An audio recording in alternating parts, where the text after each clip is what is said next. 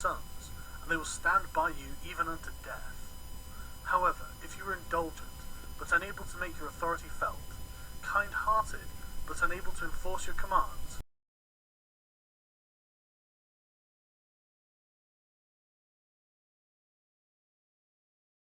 any practical purpose, if we know that our own men are in a condition to attack, but are unaware that the enemy is not open to attack, we have gone only halfway towards victory.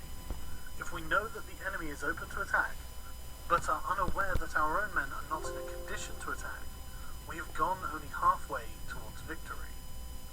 If we know that the enemy is open to attack, and we also know that our men are in a condition to attack, but are unaware that the nature of the ground makes fighting impracticable, we have still only gone halfway towards victory. Hence, the experienced soldier, in one motion, is never bewildered.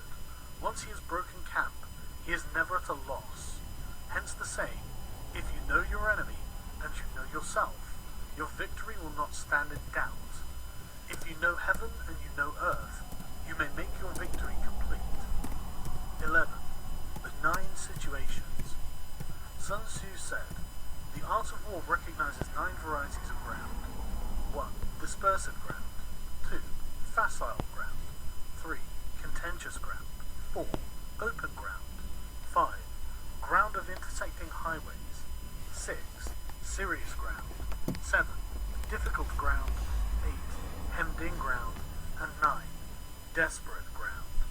When a chieftain is fighting in his own territory, it is dispersive ground. When he has penetrated into hostile territory, but to no great distance, it is facile ground.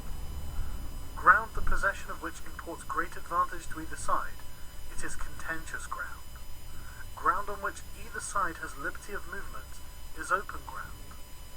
Ground which forms the key to 3 contiguous states, so that he who occupies it first has the most of the empire at his command, is a ground of intersecting highways. When an army has penetrated into the heart of a hostile country, leaving a number of fortified cities in its rear, it is serious ground. Mountain forests, rugged steeps, marshes and fens, all country that is hard to traverse, this is difficult ground. Ground which is reached through narrow gorges, and from which we can only retire by tortuous paths, so that a small number of the enemy would suffice to crush a large body of our men, this is hemmed-in ground. Ground on which we can only be saved from destruction by fighting without delay is desperate ground. On dispersive ground, therefore, fight not. On facile ground, halt not. On contentious ground, attack not. On open ground, do not try to block the enemy's way. On the ground of intersecting highways, join hands with your allies. On serious ground, gather in plunder. On difficult ground, keep steadily on the march. On hemmed-in ground, resort to stratagem. On desperate ground, fight. Those who are called skillful leaders of old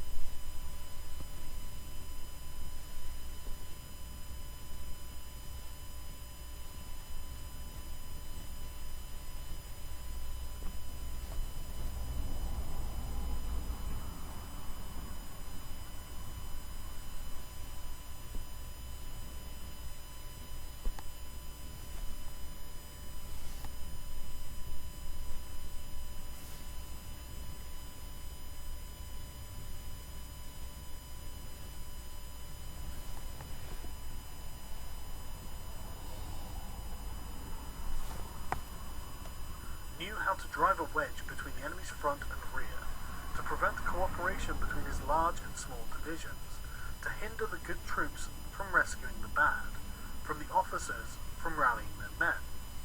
When the enemy's men were united, they managed to keep them in disorder. When it was to their advantage, they made a forward move. When otherwise, they stopped still. If asked how to cope with a great host of the enemy in orderly array, and on the point of marching to the attack, I should say, begin by seizing something which your opponent holds dear. Then he will be amenable to your will. Rapidity is the essence of war. Take advantage of the enemy's unreadiness. Make your way by unexpected routes and attack unguarded spots. The following are the principles to be observed by an invading force. The further you penetrate into a country, the greater will be the solidarity of your troops, and thus the defenders will not prevail against you. Make forays into fertile country in order to supply your army with food. Carefully study the well-being of your men, and do not overtax them. Concentrate your energy and hoard your strength. Keep your army continually on the move, and devise unfathomable plans. Throw your soldiers into positions whence there is no escape, and they will prefer death to flight. If they will face death, there is nothing that they may not achieve. Officers and men alike will put forth their utmost strength. Soldiers, when in desperate straits, lose the sense of fear. If there is no place of refuge, they will stand firm. If they are in hostile country, they will show a stubborn front. For if there is no help for it, they will fight hard. Thus, without waiting to be marshalled, the soldiers will constantly be on the qui-vive. Without waiting to be asked, they will do your will. Without restrictions, they will be faithful. Without giving orders, they can be trusted.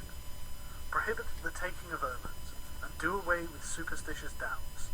Then, until death itself comes, no calamity need be feared.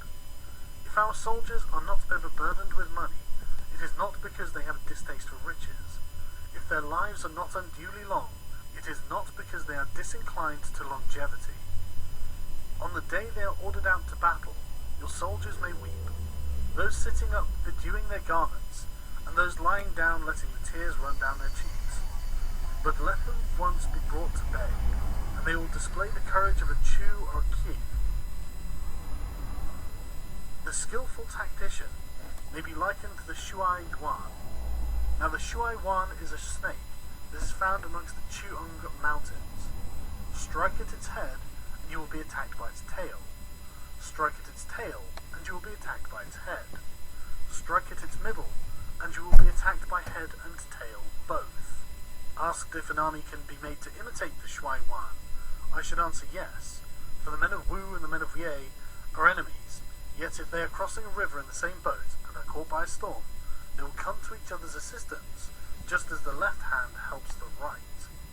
Hence, it is not enough to put one's trust in the tethering of horses and the burying of chariot wheels into the ground. The principle on which to manage an army is to set up one standard of courage which all must reach. How to make the best of both strong and weak, that is a question involving the proper use of ground. Thus, the skillful general conducts his army just as though he were leading a single man, willy-nilly by the hand. It is the business of a general to be quiet, and thus ensure secrecy, upright and just, and thus maintain order. He must be able to mystify his officers and men by false reports and appearances, and thus keep them in total ignorance. By altering his arrangements and changing his plans, he keeps the enemy without definite knowledge. By shifting his camp and taking circuitous routes, he prevents the enemy from anticipating his purpose. But at the critical moment, the leader of an army acts like one who has climbed up a height and then kicks away the ladder behind him. He carries his men deep into hostile territory before he shows his hand. He burns his boats and breaks his cooking pots like a shepherd driving a flock of sheep. He drives his men this way and that, and knows nothing whither he is going. To muster his host and bring it into danger, this may be termed the business of a general. The different measures suited to the 9 varieties of ground, the expediency of aggressive or defensive tactics, the fundamental laws of human nature, these are the things that must most certainly be studied. When invading a hostile territory, the general principle is that penetrating deeply brings cohesion, but penetrating but a short way means dispersion.